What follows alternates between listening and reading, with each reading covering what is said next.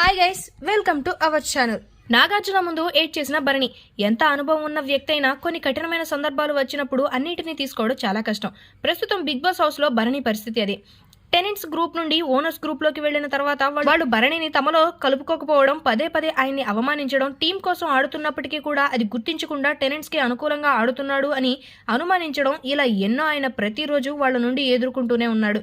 ముఖ్యంగా మనీష్ అయితే మీరు పాము లాంటి వాడు అని అనడం, తమ్ముడు అని పిలిచినా కూడా చాలా యాటిట్యూడ్తో భరణితో మాట్లాడడం, ఓనర్స్ బెడ్రూమ్లో తనతో బెడ్ కూడా షేర్ చేసుకోకుండా ఉండడం వంటివి చాలా అన్యాయంగా అనిపించాయి.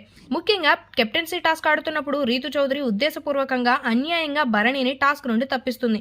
అప్పుడు ఓనర్స్ అందరూ పైకి లేచి మరీ సంబరాలు చేసుకుంటారు. తోటి ఓనర్ ఓడిపోతే అలా సంబరాలు చేసుకుంటారా అనే బాధ ఆయనలో ఉంది. ఒక్క మాటలో చెప్పాలంటే ఇన్నేళ్ల తన జీవితంలో చూసిన దరిద్రాలన్నీ భరణి ఈ 10 రోజుల్లో బిగ్ బాస్ హౌస్ లో చూసేశాడు.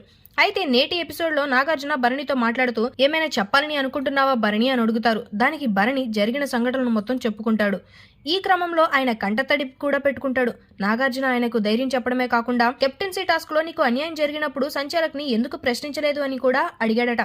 ఇక మరిన్ని విశేషాలు తెలుసుకోవాలంటే నేడు రాత్రి వరకు ఆగాల్సింది. ఈ వీడియో మీకు నచ్చినట్లయితే లైక్ చేయండి, షేర్ చేయండి, సబ్స్క్రైబ్ చేయండి. థాంక్స్.